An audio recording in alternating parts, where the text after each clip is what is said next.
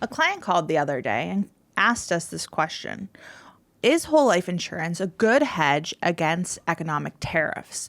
Today, we're going to talk about exactly that, how to hedge against tariffs using whole life insurance. Hi, I'm Olivia Kirk. I'm Tim Yurek. We're from Tier 1 Capital, and we're here to show you how to regain control of your money. It seems like whenever you turn on the TV, they're talking about tariffs these days. And so it's natural that people are wondering how to come out ahead with these tariffs being imposed on us. And not so much tariffs, but any type of economic uncertainty, life insurance is always a good hedge.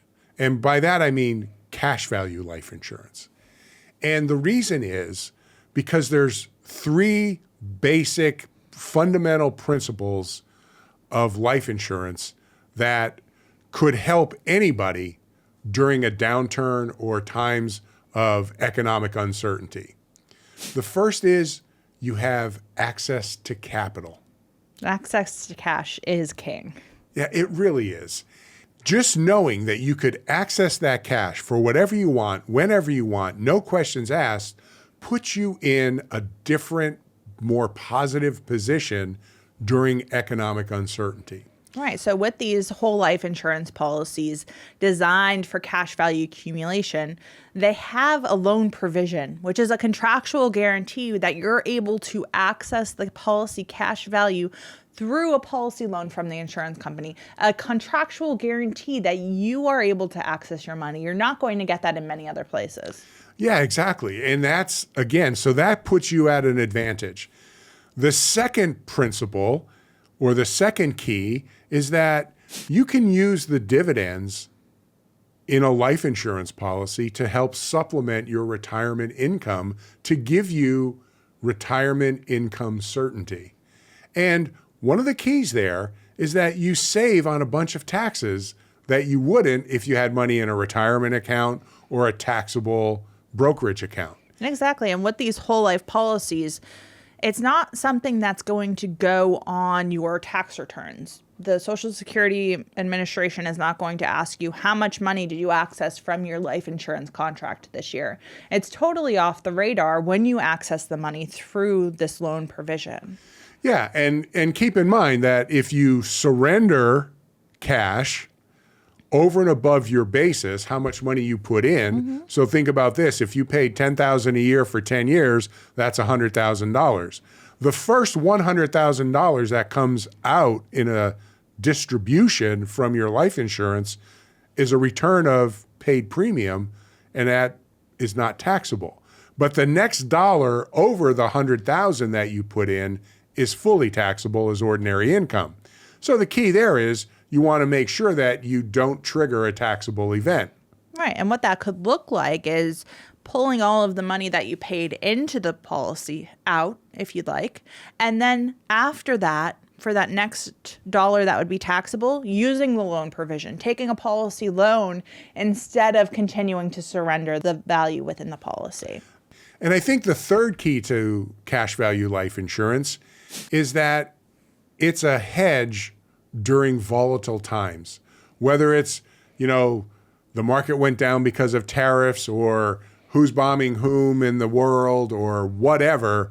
All of that uncertainty allows you to be able to access cash value, let's say when the markets are down, because life insurance cash values are not correlated to the stock market. Which is a really good thing. And it's especially important when you think about how can I take advantage of opportunities in this time of uncertainty? Because when there is so much uncertainty and so much panic within the world, that's when opportunities can come up for those who have access to capital.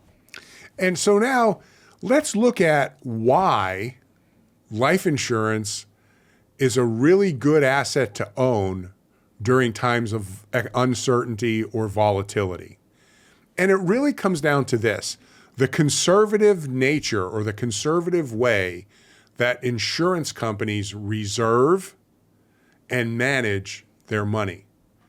You see, basically they're buying bonds, but they're holding the bonds to maturity.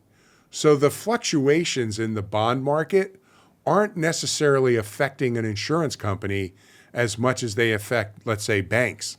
And the reason is because they're holding these assets to maturity.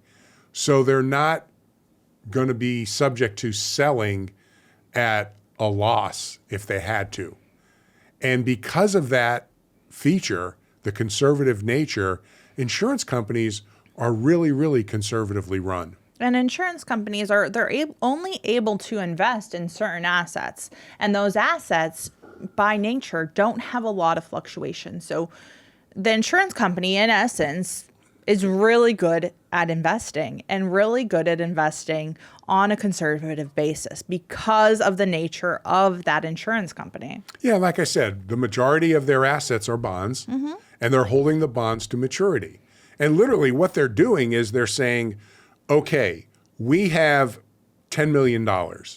We know that we need $15 million from an actuarial perspective in 10 years to pay out our anticipated death claims in 10 years.